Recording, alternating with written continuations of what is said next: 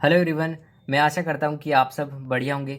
जैसा कि हमने लास्ट वीडियो में कुछ टॉपिक्स के ऊपर बात करी, तो आज हम फिर एक नए टॉपिक के ऊपर डिस्कशन करने जा रहे हैं। तो बेसिकली आज का जो सवाल ये है कि हम टाइम टेबल को फॉलो कर सकते हैं क्या? टाइम टेबल रियली पॉसिबल है?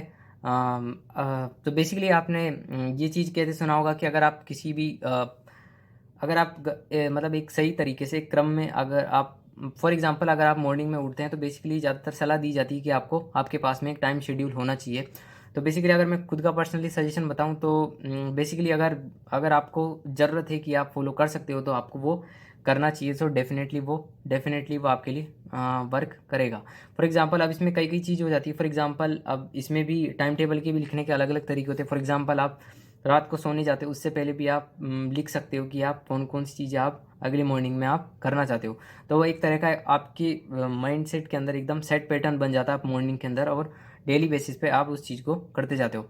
अब यहाँ पे जो मेन सवाल ये है, ये नहीं होगा कि हम टाइम टेबल बना पाते या नहीं। मेन क्वेश्चन ये होना चाहिए कि हम टाइम टेबल बना पाते हैं या नहीं बना पाते। वो कोई दिक्कत नहीं है। मेन चीज़ ये है कि हम जो भी हम काम सोचते हैं डेली बेसिस पे पूरे दिन में, क्या हम उन चीज़ों को कर पाते या नहीं कर पाते। तो बेसिकली मैं आपको बताना चाहूँगा कि लेकिन मेजोरिटी में ज़्यादातर अगर मैंने लोग मतलब ऑब्ज़र्व किया है, तो बेसिकली वो समझ में आता है कि ज़्यादातर लोग उस चीज़ को फ़ॉलो नहीं कर पाते जो उन्होंने सोचा है एक दिन पहले कि हमें ये सब चीज़ करनी है। फॉर एग्ज़ाम्पल हम मॉर्निंग में रात को सोने जाते हैं उससे पहले हम डिसाइड करते हैं, या आप कोई कागज़ या पेपर के ऊपर लिखते हो और हमें डिसाइड करते हैं कि हमें ये चीज़ करनी है, लेकिन हम उस चीज़ को नहीं कर पाते। तो बेसिकली हम उस चीज़ के ऊपर बात करेंगे हम क्यों नहीं कर पाते। फॉर एग्ज़ाम्पल आपने टाइम टेबल बनाया और फॉर एग्ज़ाम्पल आपने डिसाइड किया कि आपको 9 बजे स्टडी करने बैठना है। तो आप जैसे मान लो 9 बजे तक आप अपने काम करके फ्री हुए, आप वहाँ पे बैठे। फॉर एग्ज़ाम्पल जैसे ही आप काम करने बैठोगे, फॉर एग्ज़ाम्पल आपको कुछ भी फ़ोन में से मान लो आपको न्यूज़पेपर पढ़ना है, तो आप जैसे ही फ़ोन उठाओगे, जैसे ही आप नेट ऑन करोगे, तो ऑटोमेटिकली क्या होगा, आपके पास में कुछ नोटिफिकेशन निकल के आएगी। और फिर उसके बाद तुरंत आपके पास में एक ख्याल निकल के आएगा या एक तरह का थॉट निकल के आएगा। वो आपको बोलेगा कि चलो छोड़ो, अब इसको 15-20 जो न्यूज़पेपर है हम वो 15-20 मिनट बाद पढ़ लेंगे। तो फिर आप ये डिसाइड करते हो कि ठीक है 15-20 मिनट बाद हम देख लेंगे, हम पहले एंटरटेनमेंट की कोई चीज़ देखने लग जाते हैं। तब आप इधर उधर कामों में लग जाते हो, आप अलग अलग तरह की सोशल मीडिया को यूज़ करते हो।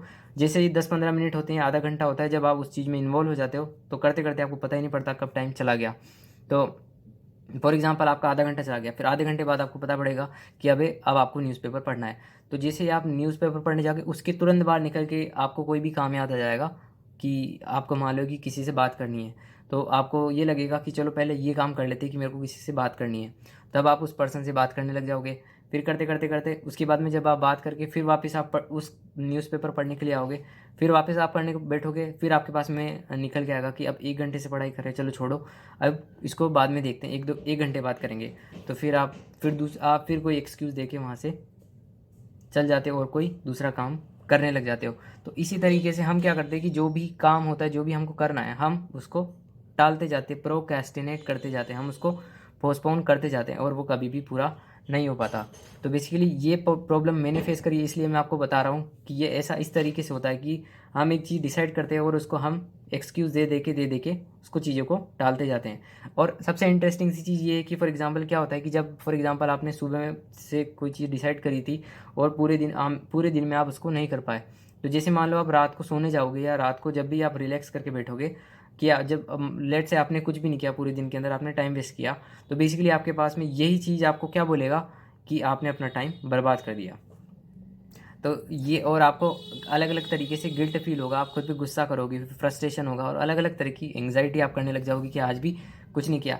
अगर और ये भी फिक्स है कि अगर आपने एक दिन कुछ नहीं किया तो दूसरे दिन भी आप कुछ नहीं करोगे, तीसरे दिन भी आप कुछ नहीं करोगे, चौथे दिन भी आप कुछ नहीं करोगे। तो अब इसमें गलती किसकी है? गलती किसी की भी नहीं है। ये हो सकता है कि हमने जाने अनजाने में ऐसी आदतों को डेवलप कर लिया है कि हम जब बचपन में छोटे थे तो हम कामों को टालते जाते थे, हम कामों से बचते थे। तो अब बड़े होते होते वो एक आदत बन गई है और वही आदत रिपीट होती जा रही है, उस चीज़ की पुनरावृत्ति हो रही है, वो बार बार रिपीट होता जा रहा है। तो इस तरीके से वो चीज़ें होती जा रही है। तो अब इसमें घबराने की ज़रूरत नहीं है कि कोई ये बहुत बड़ी प्रॉब्लम है, इसको आसानी से सॉल्व किया जा सकता है। वो जो मैंने किया है वो आपको मैं बता सकता हूँ।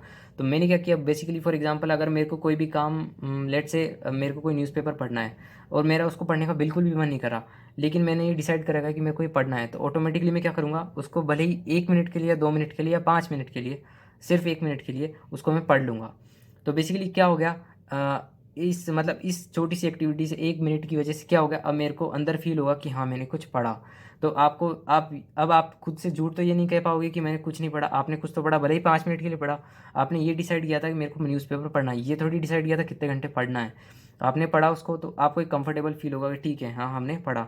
अब अगर आपने अभी इस न्यूज़पेपर को पढ़ा है 2 मिनट के लिए, तो ये पॉसिबिलिटी भी कि आप इसको 5 मिनट भी पढ़ सकते हो, 10 मिनट भी पढ़ सकते हो, आधा घंटा भी पढ़ सकते हो। तो ठीक है, तो बेसिकली आप समझ पा रहे हो कि आप जब भी आपके पास में आपने कोई चीज़ डिसाइड करी है और तुरंत आपके पास में कोई एक्सक्यूज़ निकल के आता है, तो उस एक्सक्यूज़ को 2 मिनट साइड में रख के आप उस काम को कर सकते हो। भले ही उसको 2 मिनट के लिए करो, लेकिन आपको वो कर लेना चाहिए। तो बेसिकली आप ऑटोमेटिकली आप उसको काम कर पाओगे। अब सेम चीज़ अगर आप किसी काम को नहीं कर पा रहे थे एक दिन, तो दूसरे दिन भी नहीं कर पाओगे। उसी तरीके से अगर आपने पहले दिन उस काम को किया है, अगर आपने 5 मिनट भी पढ़ा है, तो अगले दिन आप उसको 10 मिनट भी पढ़ सकते हो, आधा घंटा भी पढ़ सकते हो, एसेट्रा एसेट्रा, और आप उस काम को आसानी से इस चीज़ को सोल्व कर पाओगे। अब इसमें एक और चीज़ मैं आपको बताना चाहूँगा कि इस पे आपको ये चीज़ समझनी होगी, इस दुनिया में जो भी चीज़ है वो द्वंद्व है। मतलब द्वंद्व मतलब 2 चीज़ों में वो डिवाइडेड है। जहाँ पे सूरज है वहाँ पे प्रकाश है, जहाँ पे धूप है वहाँ पे छाया है, जहाँ पे आग है वहाँ पे पानी है। जैसे फॉर एग्जांपल ये 2 हाथ है, तो दोनों हाथ कॉम्बिनेशन है, एक ही है एक ही है। इसी तरीके से आपकी जो आँख है वो 2 है। इसी तरीके से आपकी जो जीभ है वहाँ पे अगर आपने जीभ को ऑब्जर्व किया होगा, तो वहाँ पे एक मिडल में एक लाइन खींची हुई है, तो वो भी एक तरीके से डिवाइडेड है।